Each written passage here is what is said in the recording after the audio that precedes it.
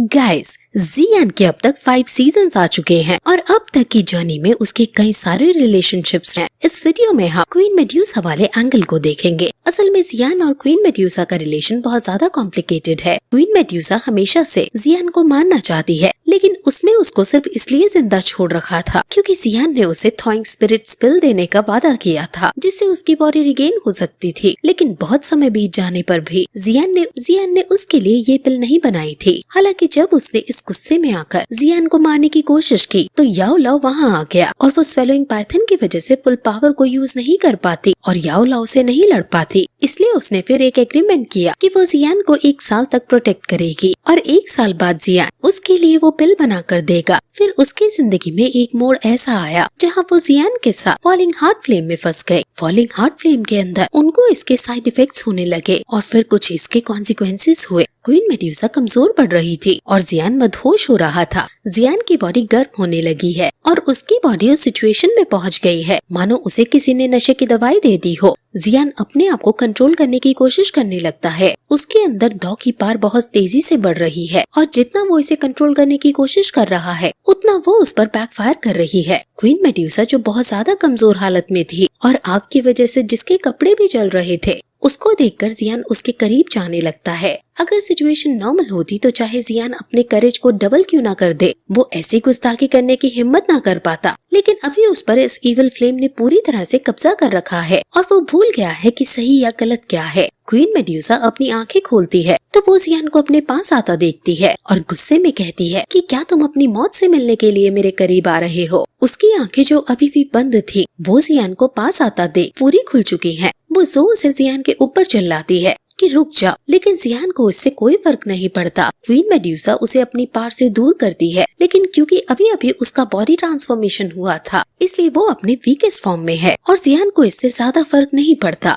वो उसके हाथों को पकड़ता है और अब वो भूल जाता है कि कैसे एक लड़की की रिस्पेक्ट की जाती है। क्वीन मेड्यूसा उसे गुस्से में कहती है कि अगर तुमने मेरे साथ कुछ भी किया तो मैं तुम्हारे टुकड़े कर डालूंगी। हालांकि क्वीन मेड्यूसा इतने टाइम से उसके साथ है और उसके मन में भी कुछ फीलिंग्स है, लेकिन इस पॉइंट ऑफ टाइम पर वो पूरे गुस्से में है और जियान मदहोशी की हालत में अपनी वर्जिनिटी उसके साथ खो देता है। अब इसके बाद से ही उसके मन में जियान के लिए और ज्यादा नफरत पैदा हो जाती है। लेकिन जैसे ही हमें पता चलता है कि स्नेक वर्ल्ड में जो क्वीन होती है उसके लिए कुछ रूल्स हैं। क्वीन बहुत ज्यादा ताकतवर होती है और उसके करीब कोई नहीं जा सकता, इसलिए उसे काफी प्योर माना जाता है और जो भी कोई उसकी वर्जिनिटी लेता है उसे उसको अपना सब कुछ देना पड़ता है, यानी उसको उसे अपना पति मानना पड़ता है। और ये बात जियान को नहीं पता है और वो इस काम के लिए बाद में बहुत एम्बैरेस होता है। अब इसलिए जब भी वो जियान को मारने की कोशिश करती है, जियान जब उससे रिक्वेस्ट करता है तो वो मान जाती है कि मैं तुम्हें बाद में मारूंगी। अब इनके बीच कैसे शादी होगी,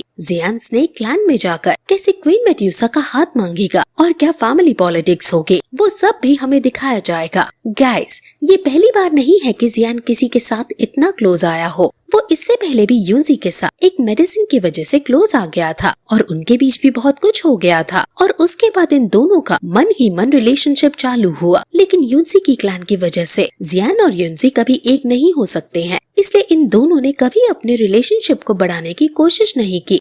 अब हम सीजन 3 की जियान और मेड्यूसा की फर्स्ट मीट की स्टोरी देखेंगे।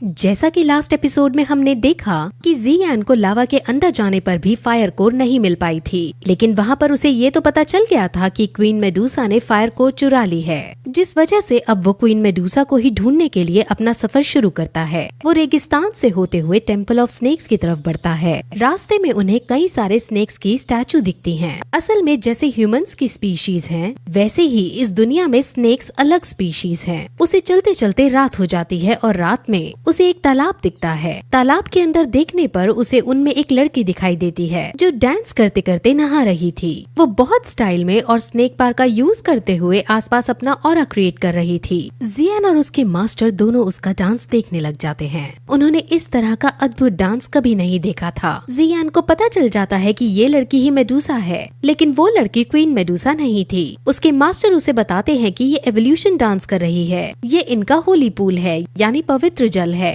ये यहाँ पर स्नान करके अपनी पावर्स को इंक्रीज करते हैं, यानी अपने आप को विकसित करते हैं। अब इस स्टेज पर इनको विकसित होने के लिए फायर कोर चाहिए होगा और इस बात से अब उनको कंफर्म हो जाता है कि क्वीन मेडुसा के पास ही फायर कोर मौजूद है। अब वो उस लेडी को देख ही रहे होते हैं कि लेडी समझ जाती है कि कोई उसे देख रहा है। वो तुरंत अपने आदमियों को बुलाती है और उनमें से यूमई को जियान को मारने का ऑर्डर देती है। यूमई तुरंत जियान को मारने उसके पीछे भागती है और जियान अपनी जान बचाकर उससे दूर भागता है, लेकिन यूमई फाइनली जियान को पकड़ लेती है और उन दोनों में काफी ज्यादा एक्सटेंट लेवल पर फाइट होने लगती है। यूमई बहुत ज्यादा शक्तिशाली थी, जिस वजह से जियान हारने लगता है। यूमई अपनी स्नेक पावर का यूज करते हुए उस पर बुरी तरह भारी पड़ती है और जियान काफी कोशिश करने के बाद भी वहाँ से दूर नहीं भाग पा रहा होता है। यूमई उसकी एबिलिटीज को देखकर बहुत ज्यादा शॉक होती है, जिस वजह से वो उसे जिंदा पकड़ना चाहती थी, लेकिन जियान अपनी फुल स्ट्रेंथ का यूज करते हुए यूमई के फेस पर एक खरोच मारने में कामयाब हो जाता है। यूमई को अब ये बात सहन नहीं होती। उसके फेस पर यानी उसके सुंदर फेस पर अब एक खरोच आ चुकी थी।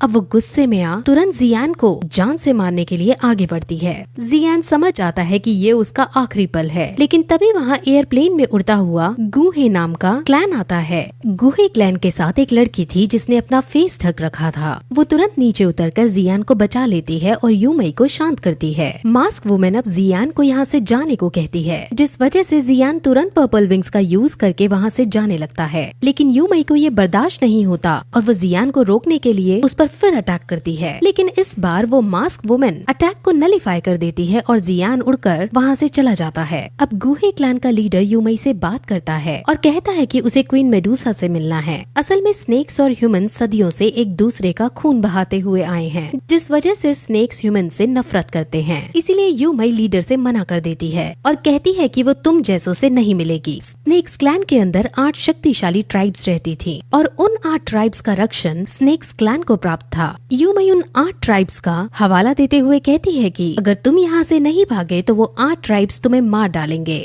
गुहे यूमई की धमकी से नहीं डरता और अब उनमें फाइट होने लगती है। गुहे के पास बहुत अच्छे और तगड़े वॉरियर्स थे और वो वॉरियर्स अब एक साथ यूमई पर हमला करते हैं। यूमई पहले तो उनसे लड़ने की कोशिश करती है, लेकिन जब उसे लगता है कि वो इनसे नहीं जीत पाएगी तो वो वहाँ से चुपके से भाग निकलती है। वहीं उड़ते उड़ते जियान वहाँ से दूर जा रहा होता है। तब उसके मास्टर उसे गुहे की क्लैन के बारे में बताते हैं कि उन्हीं ने आज तुम्हारी जान बचाई। वो भी क्वीन मेडुसा से फायर कोर लेने आए थे। अब जियान अपने मास्टर का इशारा समझ जाता है और ये डिसाइड करता है कि वो क्वीन मेडुसा को गुहे से लड़वाएगा और खुद उनकी लड़ाई के बीच आकर फायर कोर को हासिल कर लेगा। अब वो दोनों सीधे टेम्पल्स की तरफ जाने लगते हैं, क्योंकि क्वीन मेडुसा टेम्पल के अंदर ही मौजूद है। जियान वहाँ एक स्नेक्स की टोली देखता है। वो एक स्नेक को किडनैप करके उसके कपड़े पहन खुद स्नेक वुमेन बन जाता है और उनकी टोली में शामिल हो टेम्पल्स के अंदर जाता है। वहीं अब हमें क्वीन मेडुसा को दिखाते हैं और उसके पास फायर कोर मौजूद है। यूमई अब टेम्पल के अंदर आकर क्वीन मेडुसा को अब तक जो हुआ वो सब बताती है।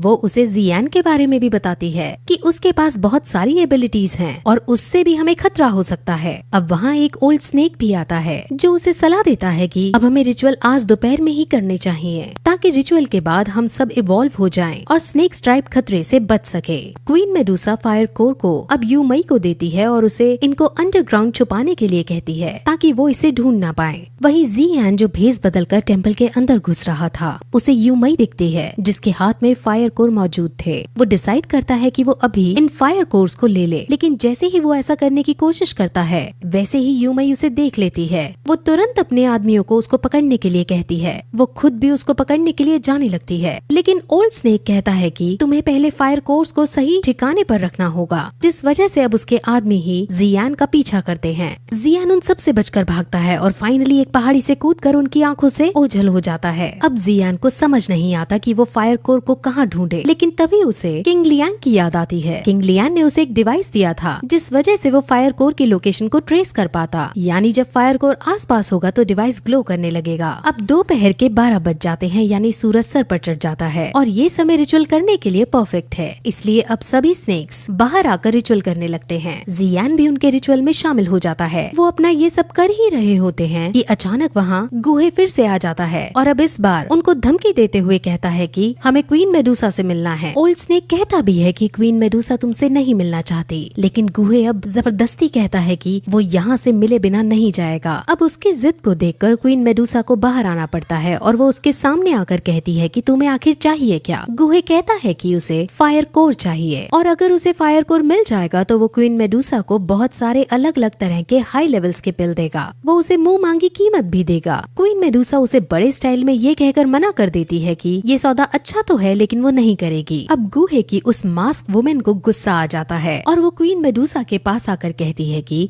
हम तुम्हें इतनी अच्छी डील दे रहे हैं और तुम नहीं मान रही। मास्क वुमेन अब ये भी समझ जाती है कि क्वीन मेडूसा असल में यहाँ मौजूद ही नहीं है। वो क्वीन मेडूसा को टच करती है और वो गायब हो जाती है। वहीं नीचे ज़ियान ये सब देख रहा होता है और उसे ये अच्छा मौका लगता है। वो तुरंत तीर से धनुष चलाता है और गुहे पर हमला करता है और सभी से ये कहता है कि इसने क्वीन मेडूसा को मार डाला, हमें इससे बदला लेना चाहिए। अब सभी स्नेक वॉरियर्स गुहे पर हमला कर देते हैं और ज़ियान को मौका मिल जाता है और वो तुरंत टेम्पल के अंदर जाकर अंडरग्राउंड की तरफ जाने वाले रास्ते पर जाने लगता है। वहाँ उसे रास्ते में स्नेक्स वुमेन्स दिखती हैं जो क्वीन मेडूसा की मूर्ति की पूजा कर रही थी। ज़ियान जब पूजा से और आगे बढ़ता है तब एक स्नेक वुमेन को शक हो जाता है और वो ज़ियान के ऊपर से कपड़ा हटा देती है। अब सबको पता चल जाता है कि ये एक इंसान है। वो स्नेक वुमेन तुरंत ज़ियान पर हमला करती है। हालांकि ज़ियान बहुत शक्तिशाली योद्धा है लेकिन वो स्नेक वुमेन के सामने हल्का पड़ता है। स्नेक वुमेन अब ज़ियान पर फुल स्ट्रेंथ से हमला करती है और ज़ियान अब अंडरग्राउंड जाने वाले रास्ते पर जाकर गिरता है। वहाँ पर कई सारे ट्रैप्स रचे थे। वहाँ अलग अलग हथियार की टाइल जमीन में बिछी थी। ज़ियान एरो टाइल पर गिरता है जिस वजह से बहुत सारे एरोज उसके ऊपर आकर गिरने लगते हैं। अब स्नेक वुमेन को भी इस जगह के बारे में नॉलेज नहीं थी और उसके ऊपर भी एरो गिर रहे थे। ज़ियान तो कैसे न कैसे करके उन एरोज से बचता है लेकिन कई सारे एरोज स्नेक वुमेन को लग जाते हैं। अब स्नेक वुमेन को गुस्सा आता है और वो तुरंत ज़ियान पर फुल स्ट्रेंथ के साथ वॉर करती है। लेकिन अब इस बार उसका मास्टर उसका साथ देता है और अपने मास्टर की पावर्स का यूज करते हुए ज़ियान उसे मार डालता है। उसके मास्टर अब उसे इसके नीचे जाने का रास्ता खोजने को कहते हैं लेकिन ज़ियान रास्ता खोजने के बजाय जमीन में ही जोर से अटैक करता है जिससे जमीन टूट जाती है और ज़ियान नीचे गिरने लगता है। ज़ियान का प्लान था कि वो नीचे गिरते वक्त पर्पल विंग्स का यूज करेगा लेकिन इस अंडरग्राउंड जगह पर उसके पर्पल विंग्स काम नहीं करते और वो नीचे गिर जाता है। हालांकि एक पेड़ पर गिरकर वो बच जाता है लेकिन अब उसके मास्टर उसे समझाते हैं कि इस जगह तुम उड़ नहीं पाओगे। वो अब आगे बढ़ते हैं जहाँ उन्हें आगे चलने पर एक पॉइजनस लेक दिखाई देती है। वो इतनी ज्यादा ताकतवर पॉइजनस थी कि उसमें एक पत्ता डालने पर वो पत्ता तुरंत नष्ट हो जाता है। ज़ियान समझ नहीं पाता कि अब वो इसे पार कैसे करे क्योंकि उसके पास अब पर्पल विंग्स भी नहीं है। लेकिन उसके मास्टर अब फिर से चिलिंग फ्लेम का यूज करके उसको कवर करते हैं और उसे जल्दी से स्विम करके लेक के पार जाने को कहते हैं। वहीं ऊपर गुहे मास्क वुमेन के साथ टेम्पल के अंदर जाता है और खजाना रखने वाली जगह पर जाकर वो जैसे ही फायर कोर को उठाता है तो वो समझ जाता है कि ये नकली फ्लेम है। उसे बहुत गुस्सा आता है लेकिन मास्क वुमेन उसके गुस्से को शांत करती है और कहती है कि यहाँ और भी जगह है जहाँ पर फायर कोर मौजूद हो सकता है, हमें वहाँ ढूंढना चाहिए। अब मास्क मैन और गुहे बाहर आते हैं और मास्क वुमेन सबसे पहले बाहर चल रही स्नेक्स वर्सेस ह्यूमंस की फाइट को ज्वाइन करती है और स्नेक्स को बुरी तरह से मारने लगती है। वहीं ज़ियान पॉइजनस लेक पार करके दूसरी पार पहुंचता है जहां उसे क्वीन मेडूसा दिखती है जो फायर कोर को निकालकर उसे स्वेलो करने वाली थी। वहीं क्वीन मेडूसा ज़ियान को देख लेती है लेकिन इस बार वो उस पर अटैक करने के बजाय ये सोचती है कि इस लड़के ने पवित्र तालाब से लेकर यहाँ तक मेरा पीछा किया है और अभी तक ये सही सलामत है, यानी इसके अंदर जरूर कोई न कोई बात है। जरूर मुझे भगवान कोई संदेश देना चाहते हैं, इसलिए अब मुझे इस लड़के को मारने के बारे में छोड़ फायर कोर को स्वेलो करना चाहिए। मास्टर क्वीन मेडूसा को देखकर समझ जाता है कि ये क्या सोच रही है। मास्टर ज़ियान को बताता है कि जब से स्नेक्स प्रजाति एग्जिस्टेंस में आई हैं, तब से स्नेक्स के अंदर स्नेक बॉडी और स्नेक स्पिरिट मौजूद रहती है और अब स्नेक स्पिरिट का वजूद कायम करने के लिए क्वीन मेडूसा को फायर कोर स्वेलो करना होगा ताकि उसकी लेवल्स बढ़ सके। 1000 साल पहले स्नेक्स एंसेस्टर ने क्वीन मेडूसा को इस काम के लिए चुना था और इस वजह से क्वीन मेडूसा किसी भी कीमत पर फायर कोर को निगलना चाहती है। हालांकि फायर कोर को निगलना बहुत मुश्किल काम था क्योंकि अगर वो इसकी एनर्जी को नहीं संभाल पाएगी तो वो मर जाएगी। क्वीन मेडूसा बहुत हेसिटेट भी होती है लेकिन अपने एंसेस्टर्स को याद करके वो अपने रियल फॉर्म में आकर फायर कोर को पकड़ने लगती है और फाइनली उसे निगल लेती है, यानी उसे खा लेती है। उसके खाते ही वो बेहोश होकर नीचे गिर पड़ती है और ज़ियान उसके पास आकर उसकी तारीफ करता है क्योंकि अपने क्लैन के लिए उसने इतनी बड़ी कुर्बानी दी है। वहीं ऊपर अब सब क्वीन मेडूसा की हालत के बारे में जान जाते हैं और सभी स्नेक्स दुखी होकर बैठ जाते जाते हैं और वहाँ चल रहा रिचुअल भी अपने आप बंद हो जाता है। जियान को क्वीन मेडुसा के लिए दया आती है,